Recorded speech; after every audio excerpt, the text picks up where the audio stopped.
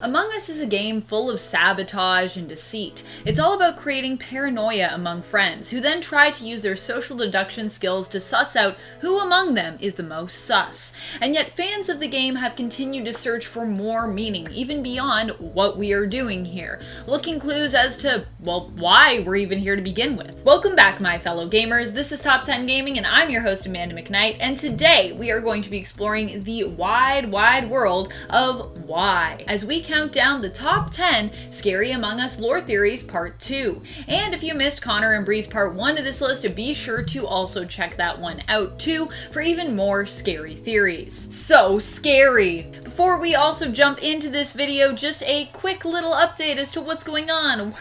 Why is Miles here? Why is there a ditto behind me? All of these queries that I'm sure you have. So to keep everybody safe at the studio, we have all had to go back home and film as the current global events sort of continue on here in Canada. So yes, that is why I'm here, and I hope that you enjoy all of my fun things in the background.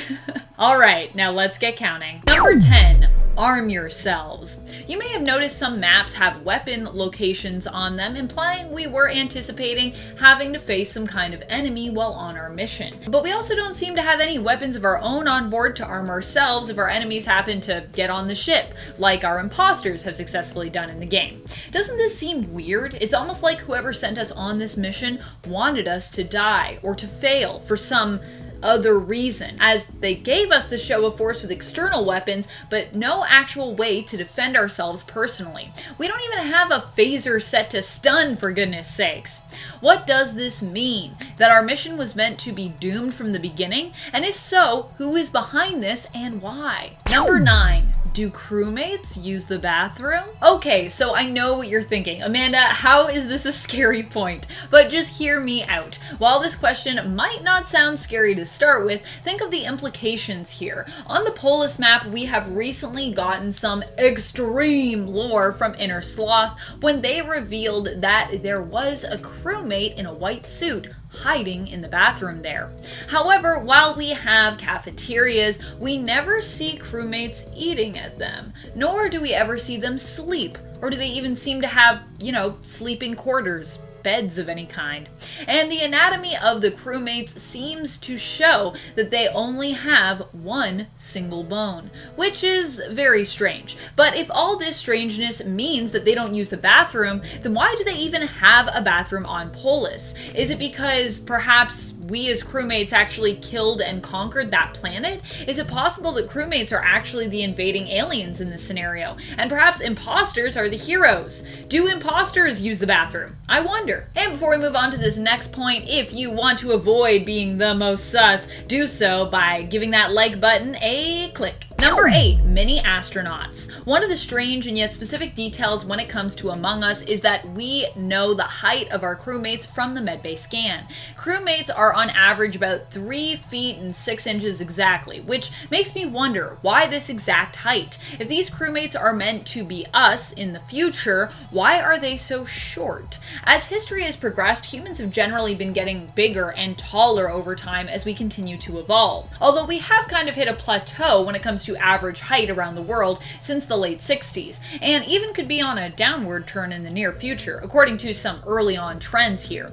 But on average, we've only really been seeing humans get taller. So, how or why did we get smaller in this game?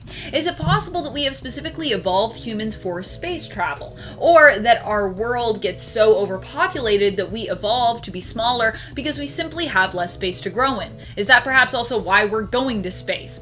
Either way, something is going on with these petite astronauts. Number 7, children astronauts? Evolving humans to be smaller would require very specific conditions and be weird, considering we are constantly becoming larger and larger overall as a species, as I said. Though interestingly enough, our trends for newborn weight are going kind of the opposite way, with babies tending to be born smaller and smaller on average in the US. So maybe once we get a better handle on what is referred to as the obesity epidemic, we could perhaps evolve to be smaller and smaller on average. When it comes to the theory of psychic children piloting spaceships, perhaps this could happen because children taking up less space in a ship would in theory require less food and water to survive.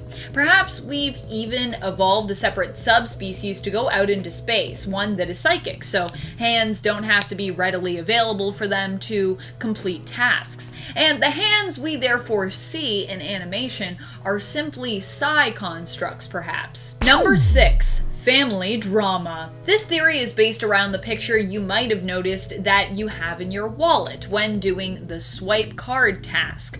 Oddly enough, the same picture we all have in our wallet on the ship, which is kinda sus. What does this mean? The picture features green and orange with what appears to be a younger version of cyan, suggesting that these 3 crewmates are related.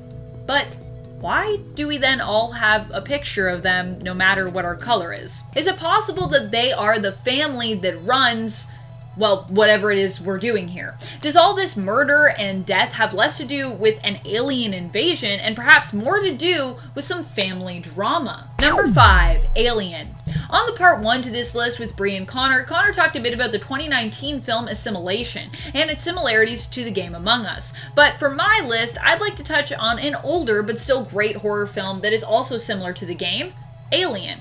Alien came out in 1976, but if you love the premise of Among Us and you still haven't managed to somehow see this movie yet, it's still a terrifying film even today, and I think you'll see some similarities. You should definitely go watch it. Okay, so we don't have a shape-shifting imposter in the film, but we do have something equally, if not more terrifying in the alien xenomorph, who is trying to kill off the crew and looks like something out of your worst nightmare. Aside from the premise, the film also features some pretty scary scenes that take place in the ship's vents and end up with the xenomorph shot out of the airlock into the coldness of space. Now, I think we'd consider that a crewmate victory. Number 4, Robo Hands. Every time that I try to remind people in these videos that crewmates and imposters don't appear to have hands, there is always someone who feels the need to toss back the but actually fact of the animations in the game, which do show the crewmates having hands, or the imposter. Well, yes, hands do appear in animations from and artwork for Among Us. What appears to be hands still are very mysterious when it comes to logic, as they're not attached to the crewmates or the imposter's arms, but kind of float unattached in front of them. So what's going on here? Perhaps these hands are actually some kind of robo prosthetic or limb enhancer that are made out of extra nanotech from the spacesuits. It sounds very specific and advanced, I know, but it's an explanation that would at least make more sense than just accepting we have floating hands in the game. Also, I'd love to play a version of Among Us where like your hands try to attack you and you have to like do tasks and deal with that. Number 3, Robonauts. Going beyond even the theory of robo-limbs or limb enhancers, is it possible that all these astronauts aren't even human beneath their suits, but instead are robots? This would explain why our arms aren't readily available, and could mean our backpack, which most people believe is an oxygen tank, is actually possibly a battery, helping to power us. If this is true, is it possible that the imposters are actually the heroes of the game, trying to stop a robot uprising? I guess it would depend on if you are for or against robot uprisings, though, as to what light you'd see the imposters in. Let me know in the comments if you're for a robot uprising. I personally don't think it's a terrible way to go. Number 2, MIRA. MIRA could be an acronym that could stand for any number of things, such as music industry recording artists. Probably not what it stands for in this case, but I don't know, maybe these crewmates are doing experiments that are just actually about helping them to create the sickest beats. Who knows? One of the best guesses that I've seen so far for what Mira could stand for in the game comes from Reddit user NerdyLumberjack04, who suggests that it stands for Manned Interplanetary Research Association, which, given what we've seen of Mira HQ, makes some sense, I think. If Mira isn't actually an acronym, it could just mean that we think our headquarters in the game is really nice or successful. Depending on which root language you are looking at for Mira, which some consider as a short form for the name Miranda or Mirabelle, it could mean prosperous, admirable, or peaceful. It's also possible Mira could stand for something more dark, like murder, investigate, and recreate act, meaning that perhaps we're investigating the best way to kill or defeat our opponents during an invasion. And that's what all these experiments are about. It's all about murder. Number 1, crossover. Many people have theorized that Inner Sloth's games are actually set in the same universe, and even that we could see them cross over later in the game, perhaps on the Polis map. A lot of this has to do with Easter eggs found throughout that seem to refer back to the world of Henry Stickmin and that series of games. Polis itself even seems to be named after and by a character from the universe of Henry Stickmin. Now, what does this mean, and will we see the theorized crossover lore become fact with perhaps even the new map, Airship? I think fans of both games are kind of hoping so. However, what would this mean if these two worlds did come together? Would we maybe, as crewmates, have to pull off like a heist before the imposter could stop us? Or perhaps we'd actually have to protect loot against them and it would be revealed that we're the villains. Is Henry Stickmin the deadly imposter in this scenario? Is it possible we could see a new, more horror-themed game in the Stickmin franchise come our way as a result of this crossover? I don't know, but I'm excited and I'm a little bit scared when it comes to finding out. What do you think are some of the scariest lore theories out there? Are there any that you really hope are true? Let us know in the comments below. This has been Top 10 Gaming, and I'm your host, Amanda McKnight, reminding you to stay safe and keep on gaming on. Pew pew!